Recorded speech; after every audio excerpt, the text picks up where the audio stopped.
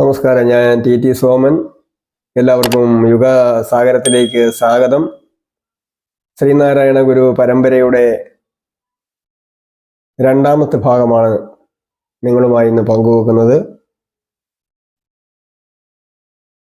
മരുത്വാമലയിലെ ഗുഹാമുഖത്ത് ഗുരു തപസ് ചെയ്തതുമായി ബന്ധപ്പെട്ട കാര്യമാണ് കഴിഞ്ഞ തവണ പറഞ്ഞ് അവസാനിപ്പിച്ചത്. ഇതിനിടയിൽ ചില സംഭവ വികാസങ്ങളുണ്ടായി. ഇതിനിടയിൽ എന്ന് പറഞ്ഞാൽ ഗുരു തപസ് ചെയ്യുന്നതിനിടയിൽ മരുത്വാമലയിലെ കൊടുങ്കാട്ടിൽ ഗുഹാമുഖത്ത് ഒരു യുവയോഗി തപസ് ചെയ്യുന്ന വിവരം ചില ആളുകൾ മനസ്സിലാക്കി. അവരാ വാർത്ത നാട്ടിൽ പറഞ്ഞു. നാട്ടിലെമ്പാടും ആ വാർത്ത പരന്നു.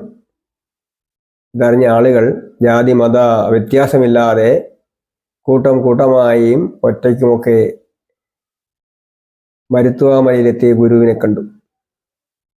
ചില ആളുകൾ ഭക്ഷണങ്ങളുമായിട്ടാണ് പോയത്. ചില ആളുകൾ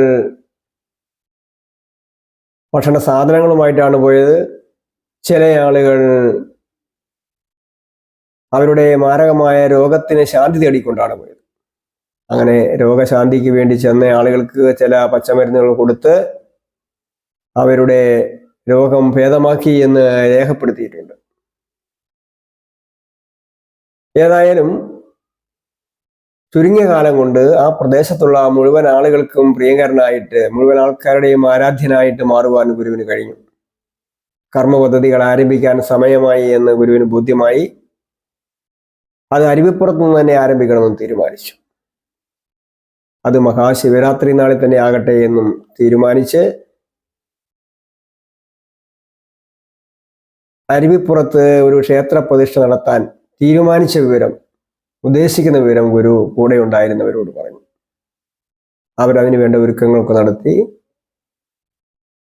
1888 മലയാള മാസം 1063 മഹാശിവരാത്രി നാളിൽ ഗുരുവും കൂടെ ഉണ്ടായിരുന്നവരും നെയ്യാറിന്റെ ഭാഗമായ ശങ്കരൻകുഴിയുടെ സമീപമെത്തി.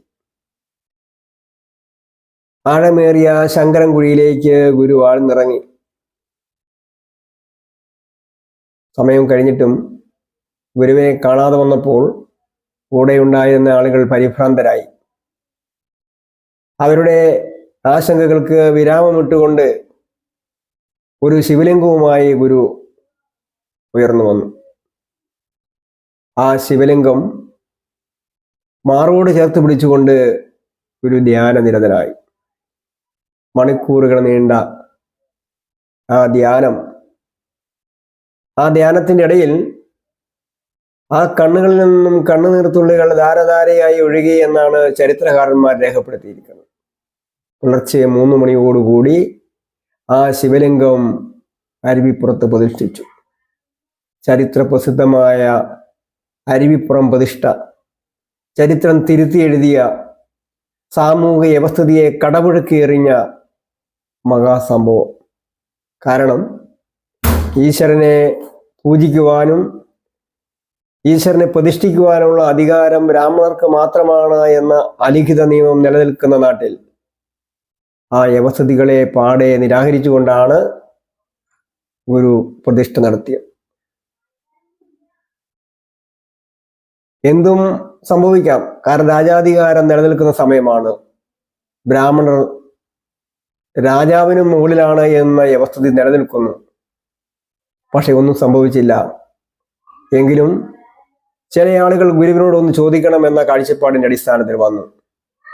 അവർ ചോദിച്ചു, പ്രതിഷ്ഠ നടത്താനുള്ള അധികാരം, പൂജ നടത്തുവാനുള്ള അധികാരം ബ്രാഹ്മണർക്ക് മാത്രമാണ്. പിന്നെ എങ്ങനെ ഈഴവനായ നിങ്ങൾ പ്രതിഷ്ഠ നടത്തി എന്നാണ് ചോദിച്ചത്. ശാന്തനായി സൗമ്യനായി ഗുരു അവരോട് പറഞ്ഞു, ഞാൻ പ്രതിഷ്ഠിച്ചത് ബ്രാഹ്മണ ശിവനെയല്ല, ഞാൻ പ്രതിഷ്ഠിച്ചത് ഈഴവ ശിവനെയാണ്. ഗുരു അങ്ങനെ പറഞ്ഞിട്ടില്ല എന്നൊക്കെ ചില ആളുകൾ പറയുന്നുണ്ട്, പ്രചരിപ്പിക്കുന്നുണ്ട്. പക്ഷെ അത് ശരിയാണെന്നും തോന്നുന്നില്ല. കാരണം ചോദ്യത്തിനനുസരിച്ച് അവർ പറയുന്നത് നാം നമ്മുടെ ശിവനെ പ്രതിഷ്ഠിച്ചു എന്നാണ് ഗുരു പറഞ്ഞത്. ഗുരു ഒരിക്കലും ഒരു ജാതിയുടെ പേരിൽ പറയില്ല. ഗുരു ഒരിക്കലും ഒരു ജാതിയുടെ വ്യക്തമായിട്ടല്ല പറഞ്ഞത്. ചോദ്യത്തിനനുസരിച്ച ഉത്തരം, അതാണ് ഗുരു എപ്പോഴും നൽകിയിട്ടുള്ളത്. ചോദ്യം ഇതാണ്, പ്രതിഷ്ഠ നടത്താനുള്ള അധികാരം ബ്രാഹ്മണർക്കാണ്. ഈഴവനായ നിങ്ങൾക്ക് പ്രതിഷ്ഠ നടത്താൻ എന്ത് അധികാരമെന്നാണ് ചോദിച്ചത്. ആ ചോദ്യത്തിനാണ് ഗുരു പറഞ്ഞത് ഞാൻ പ്രതിഷ്ഠിച്ചത് ഈഴവശിവനെയാണ് എന്ന്. അല്ലാതെ ഗുരു ഈഴവ സമുദായത്തിന്റെ ഒരാളായിട്ടല്ല പറഞ്ഞത്. എന്താണെങ്കിലും ഈ സംഭവം കേരളക്കരയിലാകെ തരംഗമായി അലയടിച്ചു, പ്രകമ്പനം കൊള്ളിച്ചു. തങ്ങൾക്കും ഈശ്വരനെ ആരാധിക്കുവാൻ, പ്രതിഷ്ഠിക്കുവാനുള്ള അവകാശമുണ്ട് എന്ന ബോധം, എന്ന ചിന്ത മഹാഭൂരിപക്ഷം ജനങ്ങളെയും ആവേശഭരിതരാക്കി. ഏതായാലും ഈ സംഭവം കേരളത്തിൻ്റെ സാമൂഹ്യ നവോത്ഥാനത്തിൻ്റെ തുടക്കമാണ്. ഇവിടെ നിന്നാണ് കേരളത്തിൻ്റെ നവോത്ഥാനം ആരംഭിക്കുന്നത്. അതിനുശേഷമുള്ള കാര്യങ്ങൾ അടുത്ത വീഡിയോയിൽ നമുക്ക് സംസാരിക്കാം. നിങ്ങളുമായി പങ്കുവെക്കാൻ സാധിക്കുമെന്ന് പ്രതീക്ഷിച്ചുകൊണ്ട് ഈ വീഡിയോ ഇവിടെ അവസാനിപ്പിക്കുന്നു. എല്ലാവരും ലൈക്ക് ചെയ്യണം, ഷെയർ ചെയ്യണം. സബ്സ്ക്രൈബ് ചെയ്യാത്തവരുണ്ടെങ്കിൽ അവർ സബ്സ്ക്രൈബ് ചെയ്യണം എന്നുകൂടി അഭ്യർത്ഥിക്കുന്നു. നന്ദി, നമസ്കാരം.